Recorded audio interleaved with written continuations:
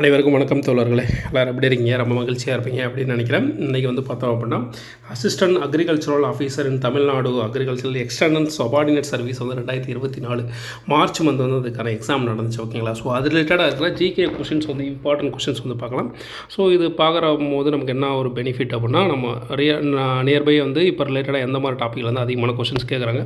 So அதில் வந்து நம்ம கொஞ்சம் எக்ஸ்ட்ரா கான்சன்ட்ரேஷன் வந்து பண்ணலாம். ஓகேங்களா? ஓகே, வாங்க வீடியோக்குள்ளே போகலாம். ஸோ அரசியலமைப்பு கருத்தாக்கம் முதலில் தோன்றிய நாடு எது அப்படின்னா அமெரிக்கா நாடு. ஓகேங்களா? அடுத்து ரெண்டாவது கொஸ்டின் பாருங்கள். இந்தியாவின் நாடாளுமன்ற கட்டிடத்தை வடிவமைத்தவர்கள் யார் அப்படின்னு சொல்லி கேட்குறாங்க. ஸோ எட்வின் ஹேட்டியன்ஸ் அண்ட் ஹாபர்ட் பெக்கர் அப்படின்றவங்க தான் வடிவமைச்சிருப்பாங்க. இவங்க வந்து பார்த்திங்கன்னா 1912-13 வந்து வடிவமைச்சிருப்பாங்க. ஓகேங்களா? 1921 ஸ்டார்ட் பண்ணி 1927 வந்து இந்த என்ன பண்ணிருப்பாங்க, இந்த நாடாளுமன்ற கட்டிடத்தை முடிச்சிருப்பாங்க. ஸோ அப்போதைய ஆளுநராக இருந்தவர் யார் அப்படின்னு உங்களுக்கு தெரிஞ்சால் கீழே கமெண்ட் பண்ணுங்கள். அடுத்த கொஸ்டின் பார்க்கலாம். அடுத்து இந்தியாவின் முதல் மாநகராட்சி சென்னை தான். ஓகேங்களா? 1688. அடுத்து வந்து பார்த்தோம் அப்படின்னா கீழ்காணும் எந்த விதியின் அடிப்படையில் குடியரசுத் தலைவர் மாநில அரசை கலைக்கும் அதிகாரம் பெற்றிருக்காரு அப்படின்னா 356. 360 வந்து பார்த்திங்கன்னா நிதி நெருக்கடி நிலை. 352 வந்து பார்த்தோம் அப்படின்னா மத்திய நெருக்கடி நிலை. ஓகேங்களா? எந்த நாட்டில் இருக்கட்சி முறை நடைமுறையில் உள்ளது அப்படின்னா இங்கிலாந்து மற்றும் அமெரிக்காவில் வந்து இருக்கட்சி முறை நடைமுறையில் இருக்கும்.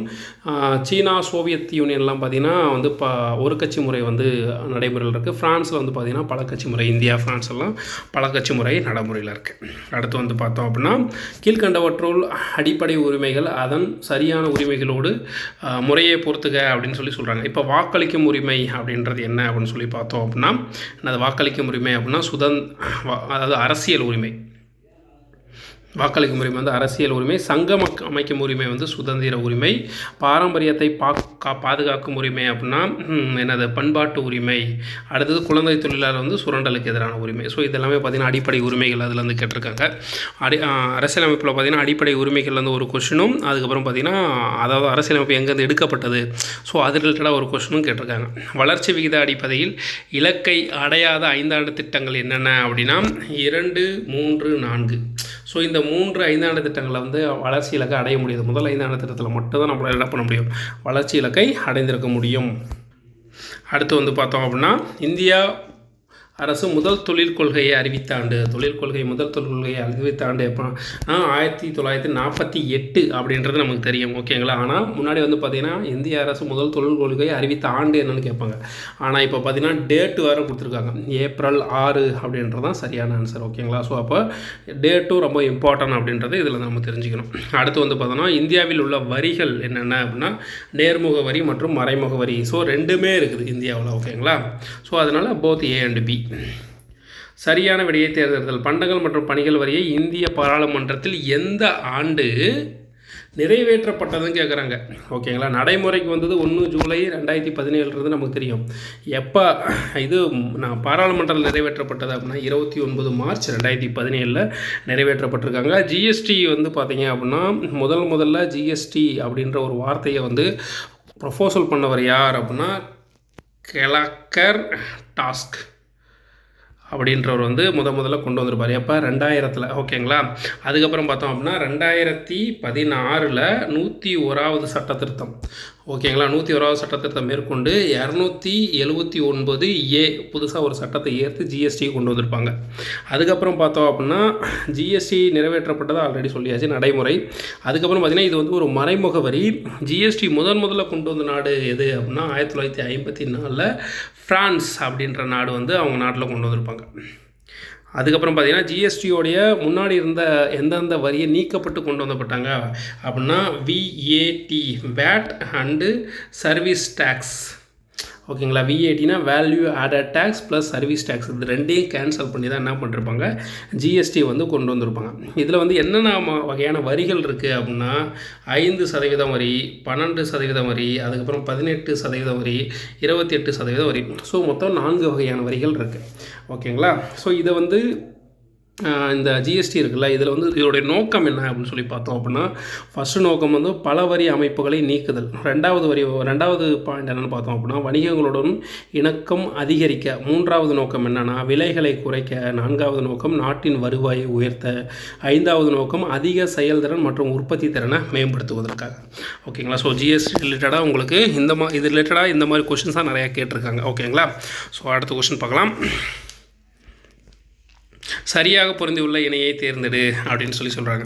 ஸோ இதில் வந்து சரியாக பொருந்தியுள்ள இணை வந்து பார்த்தோம் அப்படின்னா 1 மற்றும் 4 தான். ஜமீன்தாரி முறை அப்படின்றது வந்து நிலச்சுவாந்தார் முறை, நில உடைமை முறை, நிலங்களுக்கான உரிமை மற்றும் நிர்வகித்தல் பற்றி குறிப்பிடுது. 2, 3 தவறானது. பின்னலாடை ஏற்றுமதி செய்யும் திருப்பூரின் வேறு பெயர் என்ன? ஸோ முன்னாடி எப்படி கொஸ்டின் கேட்பாங்கன்னா பின்னலாடை நகரம் எது அப்படின்னு சொல்லி கேட்பாங்க. ஆனால் இப்போ எப்படி கேட்குறாங்க பாருங்கள், பின்னலாடை ஏற்றுமதி செய்யப்படும் திருப்பூரின் வேறு பெயர் என்ன அப்படின்னா பின்னலாடை நகரம். அடுத்த கொஸ்டின் பார்க்கலாம். 1945 சிம்லா மாநாட்டை கூட்டிய அரச பிரதிநிதி யார்? சிம்லா மாநாடு அப்படின்னாவே 1945 அப்படின்னு வச்சுக்கோங்க. ஸோ இது வந்து ஒரு சில டைம் இந்த கொடுத்துட்டு ஒரு 4 ஈவெண்ட்டை கொடுத்துட்டு அதை வந்து கால வரிசைப்படுத்துக அப்படின்ற மாதிரி கொஸ்டின் கேட்பாங்க. ஓகேங்களா? ஸோ இப்போ சிம்லா மாநாடு எப்போ நடைபெற்றது? 1945. யாருன்னா அதை வந்து கண்டக்ட் பண்ணாங்க அப்படின்னா வவல் பிரபு அப்படின்றவர் கண்டக்ட் பண்ணிருப்பார். ஸோ பொறுத்துக அப்படின்னு சொல்லி பார்த்தோம்னா மங்களூர் உடன்படிக்கை 1748. அதுக்கப்புறம் பார்த்தீங்கன்னா பாரிஸ் உடன்படிக்கை 1783, ஸ்ரீரங்கப்பட்டினம் உடன்படிக்கை 1794, அலகாபாத் உடன்படிக்கை வந்து பார்த்தோம் அப்படின்னா 1765. ஓகேங்களா? ஸோ அடுத்து வந்து பாருங்கள், பின்வருவனுள் பொருத்தி சரியான விடையை தேர்வு செய்க அப்படின்றாங்க. இந்திய தேசிய காங்கிரஸ் மாநாடு நடைபெற்ற இடம் 1885 ஸ்டார்ட் பண்ணியிருப்பாங்களா? 86, 87, 88 வந்து பார்த்தோம் அப்படின்னா எங்கே நடக்கும்? அலகாபாத்தில் நடக்கும். அதுக்கு முன்னாடி 87 வந்து பார்த்தோம் அப்படின்னா எங்கே? தமிழ்நாட்டில் நடக்கும், அதாவது சென்னையில் நடக்கும். டெல்லியில் வந்து 1932, லாகூரில் வந்து 1893 நடக்கும். அடுத்து வந்து பார்த்தோம் அப்படின்னா மூக் நாயக் என்ற இதழை அம்பேத்கர் எந்த மொழியில் வெளியிட்டார் அப்படின்னா மூக் நாயக் அப்படின்றது வந்து அம்பேத்கருடைய இதழ். ஸோ எந்த மொழியில்? மராத்தி அப்படின்ற மொழியில் வெளியிட்டிருக்காரு. சந்திரிகையின் கதை யாரோடு தொடர்புடையது அப்படின்னா பாரதியாரோட தொடர்பு. சந்திரிகையின் கதை மற்றும் தராசு, ஸோ ரெண்டுமே என்ன அப்படின்னா பாரதியோடைய கதை தான். பாரதியோட கதை என்ன கதை? உரைநடை கதை. ஓகேங்களா? அடுத்து வந்து பார்த்தோம் அப்படின்னா தாகூரின் மனைவியின் பேர் என்ன? மிருளாளதி தேவி அப்படின்றவங்க தாகூரின் மனைவியின் பேர்.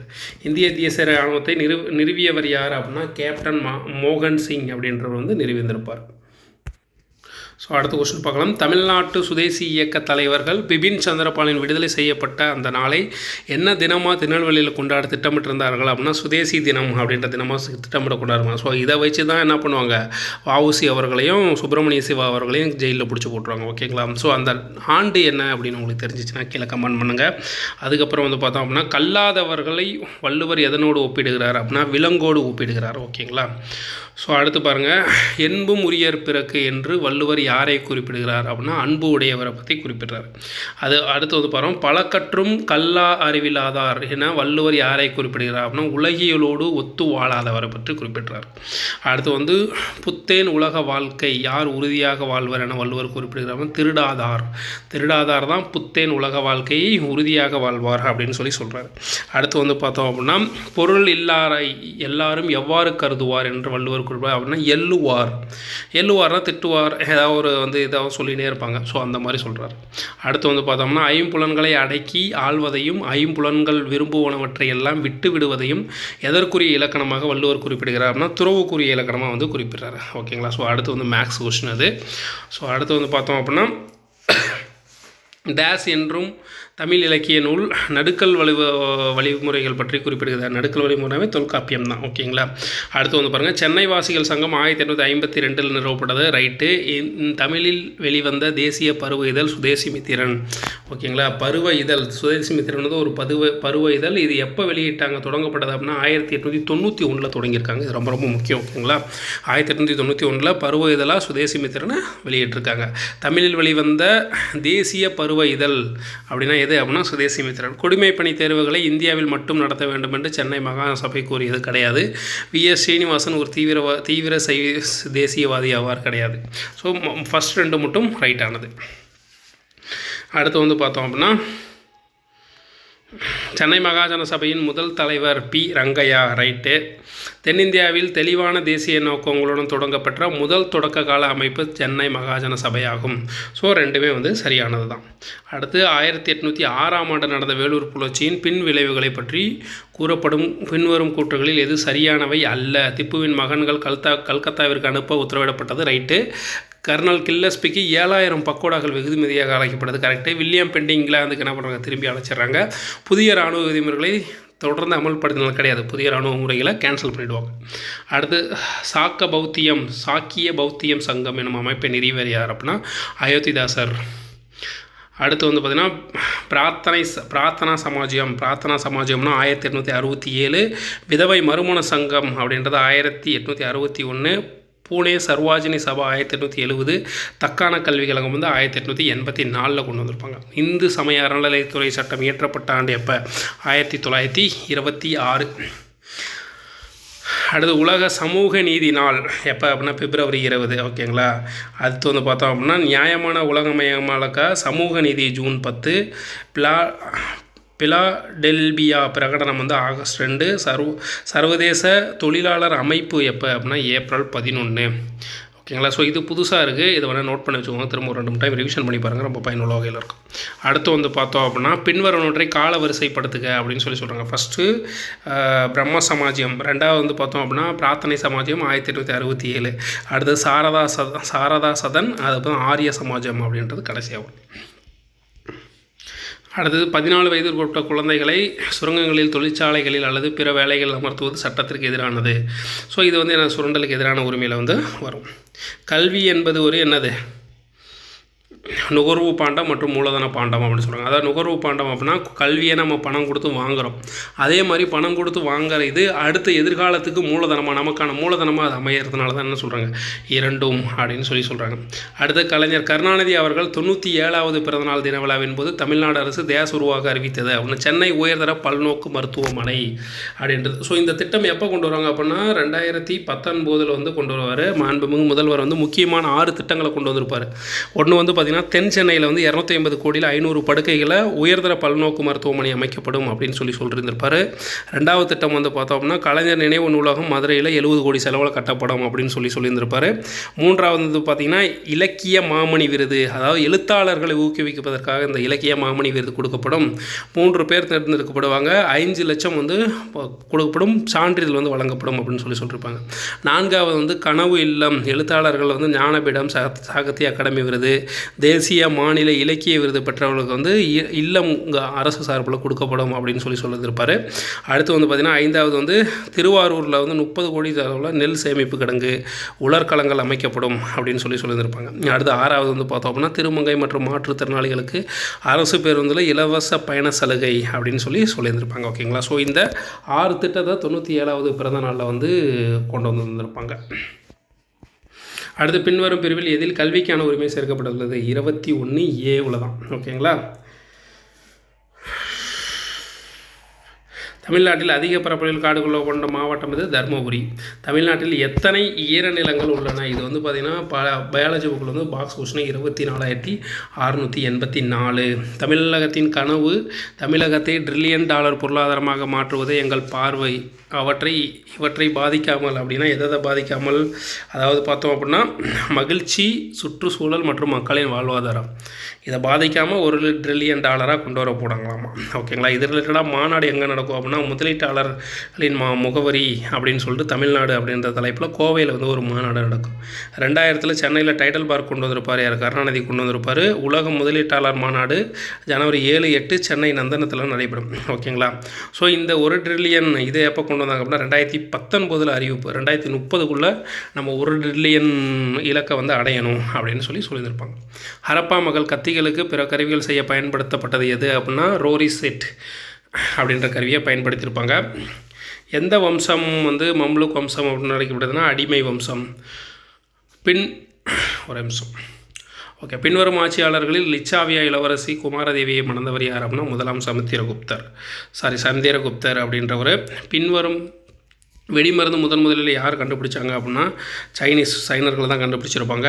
அடுத்தது வசிஷ்டபுத்திர புலுமாயி என்பவர் வந்து ஒரு அரசர், ஓகேங்களா. அடுத்து பார்த்தோம் அப்படின்னா தொண்டை மண்டலத்தில் தங்கள் ராஜ்யத்தை நிறுவியவர்கள் யார் அப்படின்னா பல்லவர்கள். சமய சார்பின்மை என்ற சொல் எந்த மொழியிலிருந்து வந்தது அப்படின்னா லத்தீன் மொழி சொல், செக்குலரிசம் அப்படின்றது. ஓகேங்களா. 2013ஆம் ஆண்டு செம்மொழியாக அறிவிக்கப்பட்ட ஆண்டு எது? மலையாளம். ஓகேங்களா. ஸோ தமிழ் 2004 அக்டோபரில் கொண்டு வந்திருப்பாங்க. அதுக்கப்புறம் பார்த்திங்கன்னா கன்னடா, தெலுங்கு வந்து பார்த்திங்க அப்படின்னா 2008, 2005 வந்து அந்த பேர் என்ன சமஸ்கிருதம், 2014 வந்து ஒரியா மொழி. ஒரு புத்தகத்தில் 2014 இருக்குது, இன்னொரு புத்தகத்தில் 2016 இருக்குது. எதுன்னு எனக்கு சரியாக தெரியல. உங்களுக்கு தெரிஞ்சிச்சு அப்படின்னா கீழே கமெண்ட் பண்ணுங்கள்.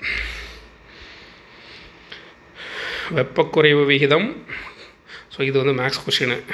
கீழ்கண்ட தேசிய பூங்காக்களில் தவறாக பொருந்தி உள்ளது எது அப்படின்னா கிர் தேசிய பூங்கா குஜராத்தில் இருக்குது, கார்பெட் தேசிய பூங்கா வந்து உத்தரகாண்டு, ரத்தம்பேர் தேசிய பூங்கா ராஜஸ்தான், கன்கா தேசிய பூங்கா வந்து ஒடிசாவில் இருக்குது. ஓகேங்களா. ஸோ முதல்ல தேசிய பூங்கா அப்படின்றது வந்து பார்த்தோம் அப்படின்னா இதில் வந்து கன்கா தேசிய பூங்கா ஒடிசாவில் கிடையாது. கன்கா தேசிய பூங்கா எங்கே இருக்குது அப்படின்னா மத்திய பிரதேசத்தில் இருக்குது. ஒடிசாவில் இருக்க தேசிய பூங்கா என்ன அப்படின்னா பித்தர்கனிகா அப்படின்ற தேசிய பூங்கா தான் இருக்குது. முதல் தேசிய பூங்கா எப்போ அமைக்க ஆரம்பித்தாங்க அப்படின்னா 1936 ஹெய்லி தேசிய பூங்கா தான் உத்தரகாண்ட் மாநிலத்தில் ஓகேங்களா அமைக்கப்படாதான் முதல் தேசிய பூங்கா 1936. அதோடைய தற்போதைய பேர் என்ன அப்படின்னா ஜிம் கார்பெட் தேசிய பூங்கா அப்படின்னு சொல்லி உத்தரகாண்டில் இருக்குது. 1970 பார்த்தோம் அப்படின்னா 5 தேசிய பூங்காக்கள் இருந்துச்சு. 1972 வனவிலங்கு பாதுகாப்பு சட்டம் கொண்டு வந்தாங்களா, புலிகள் பாதுகாப்பு அதெல்லாம். ஸோ அதன் அடிப்படையில் பார்த்தோம் அப்படின்னா தற்போது 112 தேசிய பூங்காக்கள் வந்து எங்கே இருக்குது?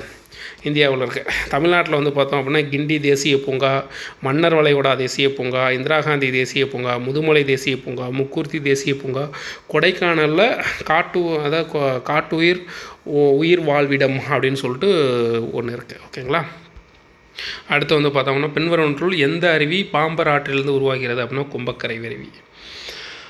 அணுசக்தி பற்றிய சரியான வாக்கியங்கள். அணுசக்தி பற்றிய சரியான வாக்கியங்கள் அப்படின்னு சொல்லி பார்த்தோம் அப்படின்னா யுரேனியம் மற்றும் தோரியம் தாதுவிலிருந்து அணுசக்தி பெறப்படுகிறது, ரைட்டு. அணுக்கரு பிளவு இணைப்பின் போது ஆற்றல் வெளிப்படுகிறது, ரைட்டு. இந்தியாவில் முதல் அணுமின் நிலையம் கல்பாக்கத்தில் நிறுவப்படுது, தவறானது. ஓகேங்களா. இந்தியாவின் முதல் அணுமின் நிலையம் எங்கே நிறுவியிருப்பாங்க? தாராப்பூர், மகாராஷ்டிராவிலிருந்து நிறுவிப்பாங்க. ஓகேங்களா. இந்த அணுசக்தி கழகம், இந்திய அணுசக்தி கழகம் வந்து பார்த்தோம் அப்படின்னா அமைக்கப்பட்ட ஆண்டு 1987. ஓகேங்களா. மொத்தம் இந்தியாவில் வந்து பார்த்தோம் அப்படின்னா 7 அணுசக்தி நிலையங்களும் 22 அணு உலைகளும் இருக்குது. முதல் அணுசக்தி நிலையம் வந்து பார்த்தோம் அப்படின்னா 1969 தாராப்பூர், மகாராஷ்டிராவில் நிறுவியிருப்பாங்க. 1973 வந்து பார்த்தோம் அப்படின்னா ராஜஸ்தான் ராவ்தர்பட்டா அப்படின்ற இடத்துல நிறுவியிருப்பாங்க. 1984 வந்து பார்த்தோம் அப்படின்னா கல்பாக்கம், தமிழ்நாடு. 1991 நரோரா எங்கே அப்படின்னா உத்தரப்பிரதேசத்தில் நிறுவியிருப்பாங்க. 1993 காக்கர்பார் அப்படின்ற குஜராத்லேயும், 2000 வந்து கைகா அப்படின்ற அணுமின் நிலையம் எங்கள் கர்நாடகாவில், 2013 வந்து பார்த்தோம்னா கூடங்குளம் அணுமின் நிலையம் தமிழ்நாடு.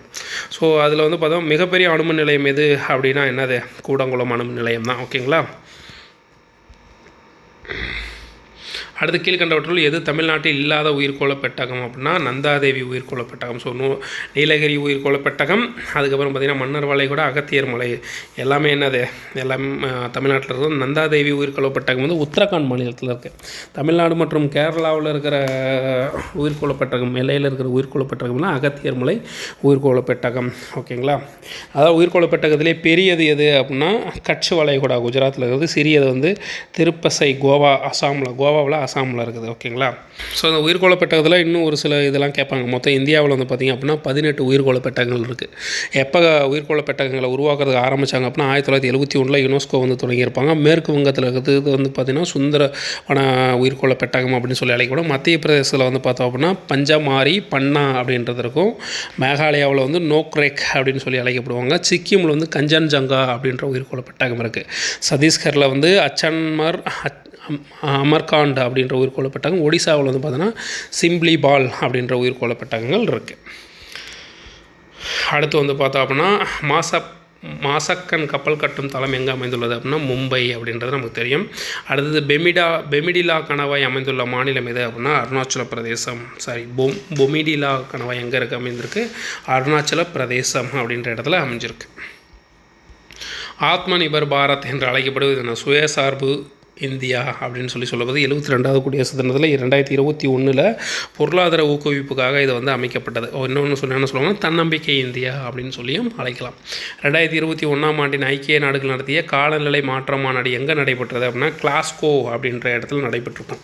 ஓகேங்களா, கிளாஸ்கோ இப்போ அது ரீசெண்டாக ரொம்ப வைரலாக இருந்துச்சு. 31 அக்டோபர் 2021 13 நவம்பர் 2021 வரைக்கும் நடைபெற்றுச்சு. ஓகேங்களா, அது இதில் வந்து பார்த்தோம் அப்படின்னா 197 நாடுகள் பிரதிநிதிகளாக இருந்துச்சு. 26வது மாநாடு 2021 நடைபெற்ற காலநிலை மாநாடு. எத்தனாவது மாநாடுனா 26வது மாநாடு. தலைமை யார் அப்படின்னா அலோக் சர்மா அப்படின்றவர். இவங்க என்ன பேசியிருப்பாங்க அப்படின்னா உலக வெப்பநிலை 2 டிகிரி செல்சியஸ் வந்து குறைக்கணும் அப்படின்னு பிளான் பண்ணி 1.5 டிகிரி செல்சியஸ் ஃபைனலாக முடிவு பண்ணியிருப்பாங்க. கரியமில வாயுவை பூஜ்ஜியமாக்கணும் அப்படின்னு சொல்லியிருப்பாங்க. இதில் வந்து அமெரிக்கா மற்றும் யூகே வந்து 2050க்குள்ளே கரியமில வாயுவை பூஜ்ஜியமாக்குவோம். சீனா வந்து பார்த்திங்கன்னா 2060க்குள்ளே பூஜ்ஜியமாக்கணும். இந்தியா வந்து 2070க்குள்ளே பூஜ்ஜியமாக்கணும் அப்படின்னு சொல்லி பிளான் பண்ணியிருப்பாங்க. அது மட்டும் இல்லாமல் 2015 பாரிஸ் பருவநிலை மாநாடு நடைபெற்றிருக்கும். அப்போ 2015 நடந்துச்சு இல்லைங்களா. ஸோ அந்த அடிப்படையில் 2020ஆம் ஆண்டு நாடுகள் பயன்படுத்திய எரிசக்திகள் பற்றிய தகவல்களை தரணும் அப்படின்னு சொல்லிட்டு இந்த மாநாட்டில் விவாதிச்சிருந்திருப்பாங்க. அடுத்து மயில் இந்தியாவின் தேசிய பறவையாக அறிவிக்கப்பட்டது எப்போ அப்படின்னா 1963. புலி வந்து பார்த்திங்கன்னா 1973. ஓகேங்களா, ஆற்று ஓங்கில் வந்து பார்த்தோம் அப்படின்னா 2008. அதுக்கப்புறம் வந்து வேறு என்ன ஆகுது, மாம்பழம், ஆலமரம், அதுக்கப்புறம் தாமரை, இதெல்லாம் வந்து பார்த்திங்கன்னா 1950 அறிவிச்சிருந்துருப்பாங்க. வேறு லாக்டோஃபாசிலஸ் பாக்டீரியா வந்து 2012. யானை வந்து பார்த்தோம் அப்படின்னா 2010 அறிவிச்சிருப்பாங்க. வேறு ஏதாவது விட்டுருந்தா கீழே கமெண்ட் பண்ணுங்கள். இதயத்திலிருந்து நேராக ஒரு சுயசரிதை எழுதிய கிரிக்கெட் வீரர், அதாவது இதயத்திலிருந்து நேராக ஒரு சுயசரிதை எழுதிய கிரிக்கெட் வீரர் யாருன்னா கபில் தேவ் அப்படின்றவர் வந்து எழுதியிருந்திருப்பார். 2022ஆம் ஆண்டு பின்வரும் எந்த இணையால் 30வது ஆண்டு விழா கொண்டாடப்படுகிறது அப்படின்னு சொல்லி கேட்குறாங்க. இதெல்லாம் எங்கே இருக்குன்னே தெரியல. ஓகேங்களா, ஆன்சர் வந்து பார்த்தோம் அப்படின்னா 2 மொத்தமாக இந்தியா ஏசியன் அப்படின்றத வந்து தான் ஆன்சர் அப்படின்னு சொல்லி சொல்கிறாங்க. ஓகேங்களா, அடுத்து வந்து பார்த்தோம் அப்படின்னா தென்னிந்திய நல உரிமை சங்கம் பிற்காலத்தில் என்னன்னு சொல்லி அழைக்கப்பட்டது அப்படின்னா நீதி கட்சி அப்படின்னு சொல்லி அழைக்கப்படுது. அடுத்தது கடவுள் துகள்களின் மறுபெயர் ஹிக்ஸ் போஷன் அப்படின்றது. கடவுளின் துகள்களின் மறுபெயர் அப்படின்னு சொல்லி சொல்லப்படுது. வான மகோத்சவம் என்பது என்னது, மரங்களை பாதுகாத்தல். வன மகோத்சவம் அப்படின்றது வனங்களை பாதுகாத்தல் அப்படின்றது. அடுத்து வந்து பார்த்திங்கன்னா மெட்டாசிஸ், இதனுடன் தொடர்புடையது மெலிகனட் கட்டி, அதனுடன் தொடர்புடையதான் மெட்டாசிஸ். செல்லின் ஆற்றல் மையம் அல்லது செல்லின் ஏடிபி தொழிற்சாலை என்பது எனது மைட்டோகாண்ட்ரியா. இது திரும்ப கேட்டுனே இருப்பாங்க. ஓகேங்களா, உயிருள்ள மற்றும் உயிரற்றவைகளின் பண்புகளை பெற்றவை எது அப்படின்னா உயிருள்ள உயிரற்றவையோட பண்புகளை பெற்றவை வந்து வைரஸ். அடுத்து வந்து பார்த்தோம் அப்படின்னா நவீன தனிம வரிசை அட்டவணையில் 118 தனிமங்கள் இருக்குது. அதில் தேச தனிமங்கள் இயற்கையில் காணப்படுகிறது அப்படின்னா 94 தனிமங்கள் வந்து இயற்கையில் காணப்படுது. அடுத்து குவார்ட்ஸ் படிகத்தின் மேல் உள்ள இரும்பு படிவுகளை சுத்தம் செய்ய பயன்படும் சேர்மம் ஆக்சாலிக் அமிலம். ஆக்சாலிக் அமிலம் எதில் இருக்குது, தக்காளியில் இருக்கும்.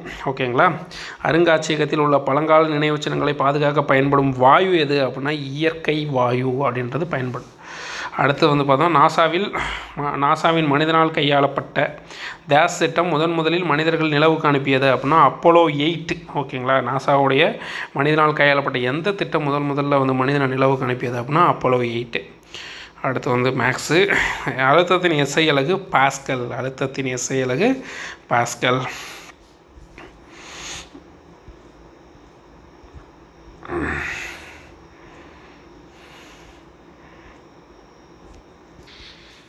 ஸோ அடுத்தது எல்லாமே வந்து பார்த்திங்கன்னா கடைசி வரைக்கும் மேக்ஸ் தான் இருக்குது. ஓகேங்களா, ஸோ அவ்வளோதான் முடிஞ்சு. ஓகே நண்பர்களே, இந்த வீடியோ உங்களுக்கு பயனுள்ள வகையில் இருந்திருக்கும் அப்படின்னு நினைக்கிறேன். மறக்காம நம்ம சேனலை சப்ஸ்கிரைப் பண்ணி சப்போர்ட் பண்ணுங்கள். நன்றி நண்பர்களே, பாய்.